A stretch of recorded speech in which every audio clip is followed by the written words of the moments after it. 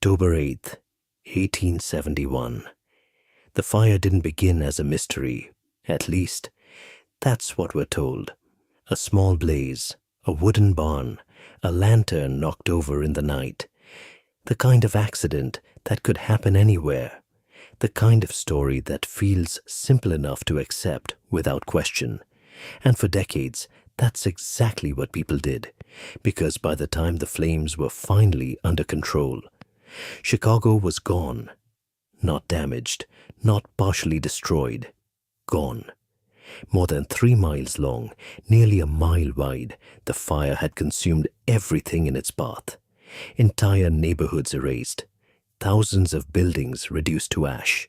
Streets that once held life, now held nothing but smoke and silence. Officially, it was called a tragedy, but here's where it gets interesting. Because the speed of destruction wasn't the only unusual thing. It was the speed of rebuilding. Within days, plans were already in motion. Within weeks, construction had begun. And within just a few years, Chicago wasn't just rebuilt.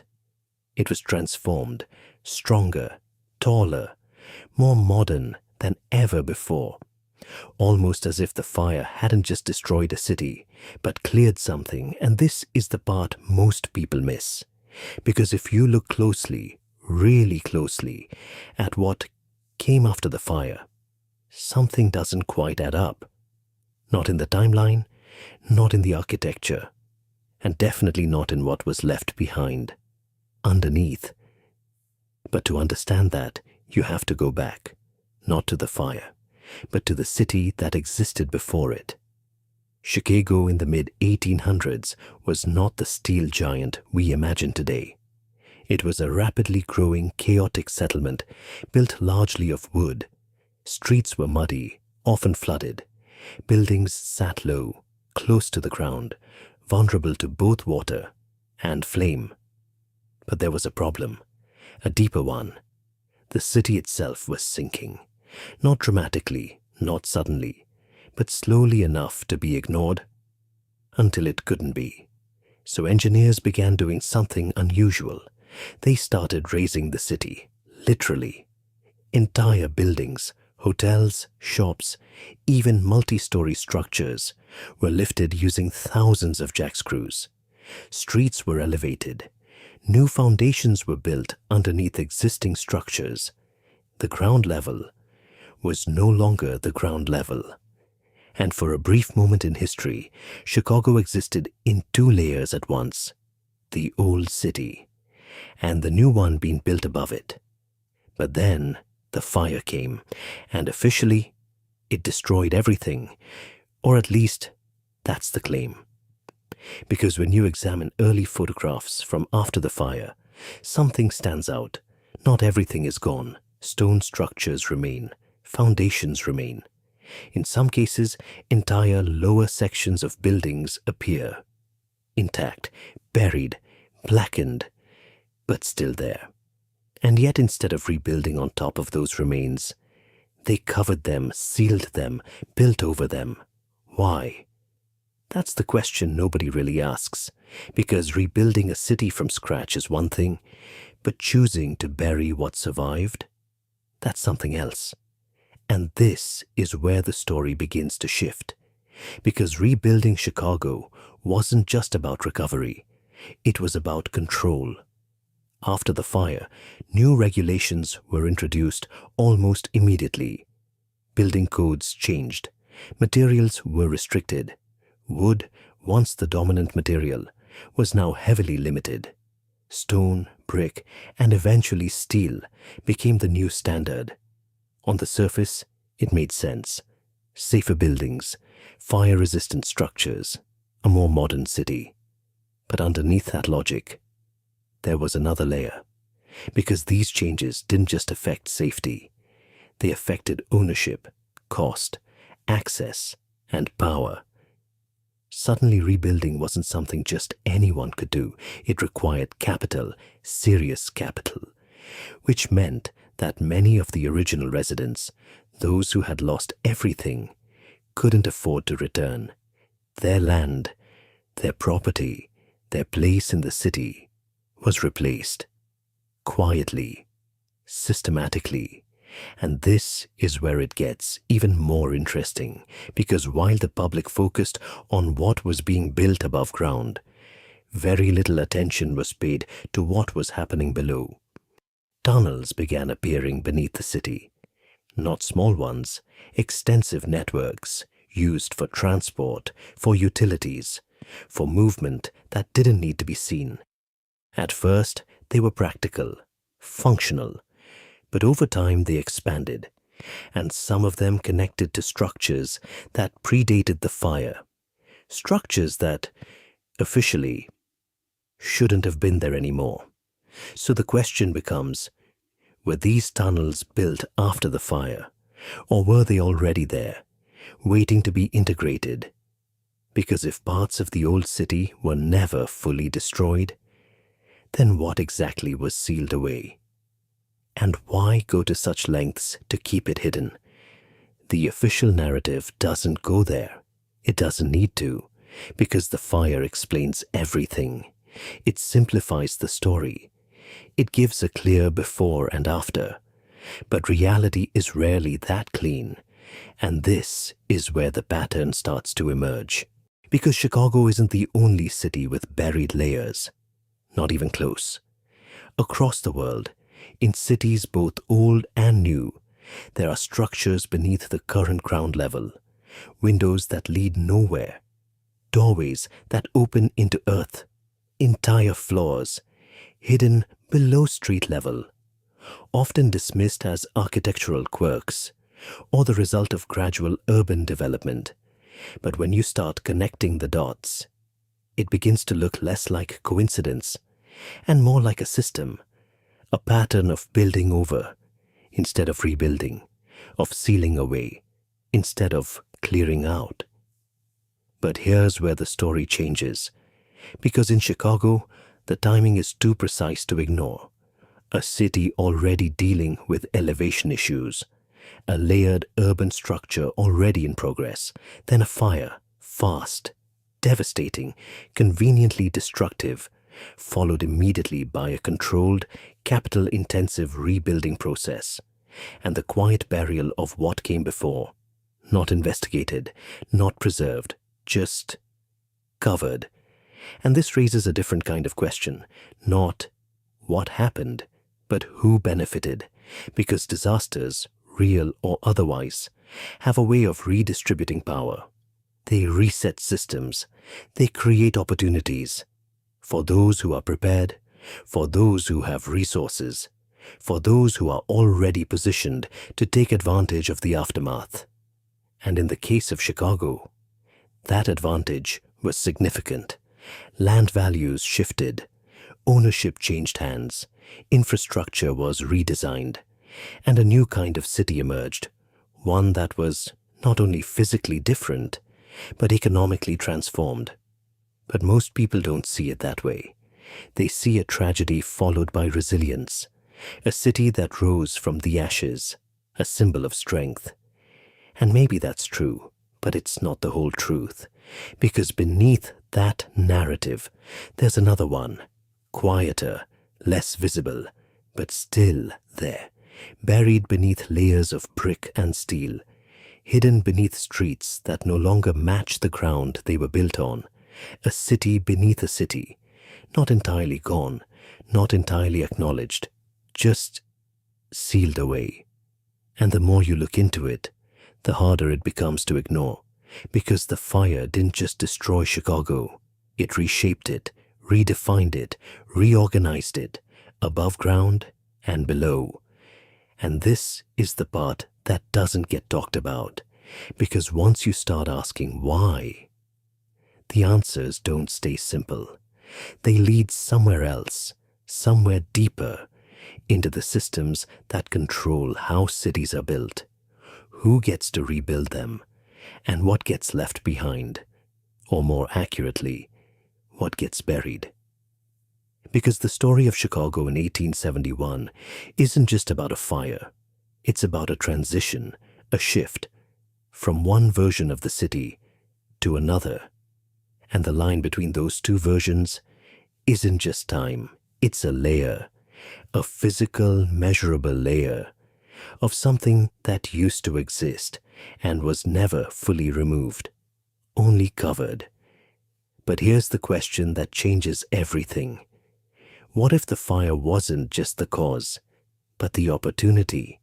The question lingers there, just beneath the surface. What if the fire wasn't just destruction, but timing? Because when you step back and look at the sequence, not as isolated events, but as a chain, it starts to feel less like chaos and more like alignment.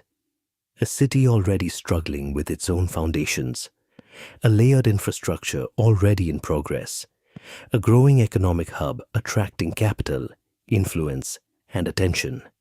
And then, a single event that resets everything overnight.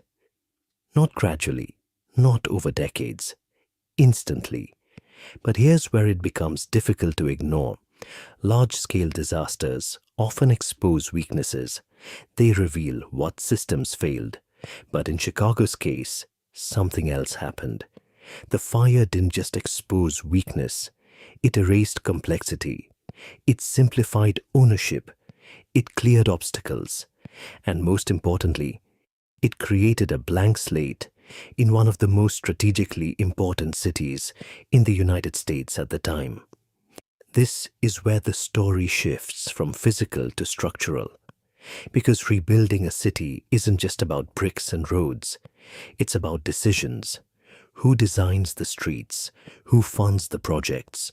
Who owns the land? And who gets excluded? After 1871, Chicago became one of the fastest growing economic centers in the country. Railroads expanded, trade routes intensified, industry accelerated. But this growth wasn't random. It followed a pattern, a controlled expansion guided by capital. And this is where something subtle but critical comes into focus. Because while the visible city was rising, the invisible systems beneath it were being finalized. Tunnels, service corridors, underground freight systems. These weren't just utilities. They were arteries, designed to move goods, resources, and sometimes even labor, without disrupting the surface. Efficient, hidden, controlled. And this is the part most people overlook, because underground systems don't just support a city. They shape how it functions. They determine flow, access, priority. And in Chicago, those systems became unusually extensive, far beyond what would be expected for a city simply recovering from a fire. But here's where it gets even more interesting. Some of these underground networks didn't align with the new city's layout. They didn't follow the modern grid. They curved differently, connected differently, as if parts of them belonged to something older, something that wasn't designed during the rebuilding, but adapted into it. And this raises a question that doesn't have a simple answer. Were these systems built after the fire, or were they uncovered and repurposed? Because if sections of the old city remained intact below ground, then rebuilding wasn't just construction. It was integration, a merging of what was visible with what was hidden. And this is where the economic layer becomes impossible to ignore, because whoever controls the infrastructure controls the city, not just above ground, but below it. Freight tunnels, for example, allowed goods to be transported directly into buildings without using public streets. That means less congestion, more efficiency, but also less visibility. And when systems operate out of sight, they operate differently, faster, more quietly, with fewer questions. But this isn't unique to Chicago. It's just clearer here because the transition happened so quickly, so completely, that the layers didn't have time to fade into history. They remained, documented in fragments, visible in anomalies, hidden in plain sight.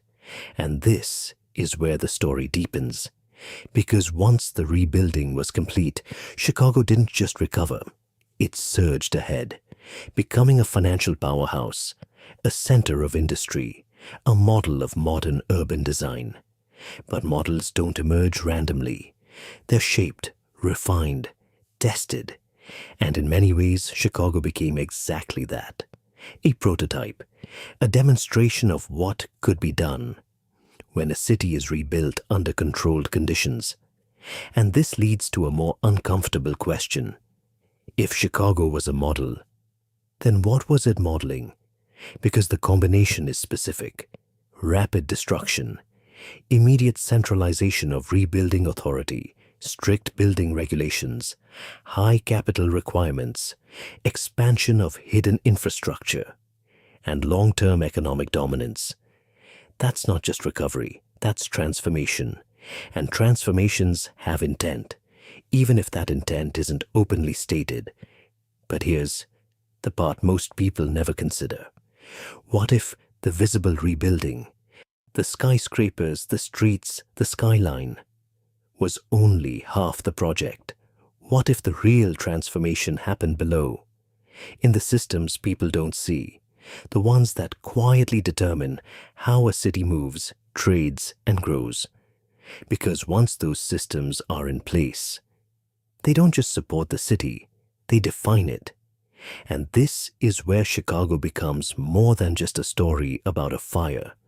It becomes a case study, a moment in time where multiple layers, physical, economic, and structural, shifted at once, not slowly, not organically, but all at once. And that kind of shift doesn't happen often, but when it does, it leaves traces. Not always obvious, not always acknowledged, but present. In the layout of streets, in the depth of foundations, in the tunnels beneath the surface, and in the ownership patterns that followed. Because land that was once fragmented became consolidated. Control that was once distributed became centralized, and access that was once open became restricted, all under the justification of rebuilding, all under the urgency of recovery. And this is where the narrative splits. The official story says Chicago rose from the ashes, a triumph of resilience, a testament to human determination. But the deeper story suggests something else, a moment where destruction created opportunity, where complexity was replaced with control, where what existed before was not fully erased, just buried. And the more you look into it, the more that idea starts to echo beyond Chicago.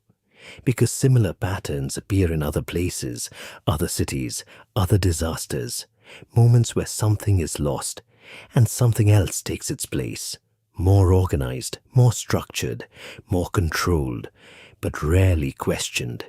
Because the focus is always on what was destroyed, not on what replaced it, and never on what was left underneath. But maybe that's the point, because buried layers don't just hide history, they disconnect it, they separate the present from the past. They make it harder to trace continuity, harder to ask questions, harder to notice patterns. And once that connection is lost, the new system becomes the only visible reality, accepted, unchallenged, normal, until someone starts looking deeper. And this is where the story ends. Not with answers, but with awareness, because Chicago still stands today, modern, powerful, alive, a city that, on the surface, tells a story of destruction and rebirth. But beneath that surface, there's another story, quieter, layered, partially hidden, a reminder that cities are not just built upward, they are built over. And sometimes, what's underneath isn't gone, it's just been sealed away, not destroyed, not forgotten, just out of sight. And maybe that's the most important part, because once something is buried, it doesn't disappear, it waits, until someone decides to look beneath the surface and ask why.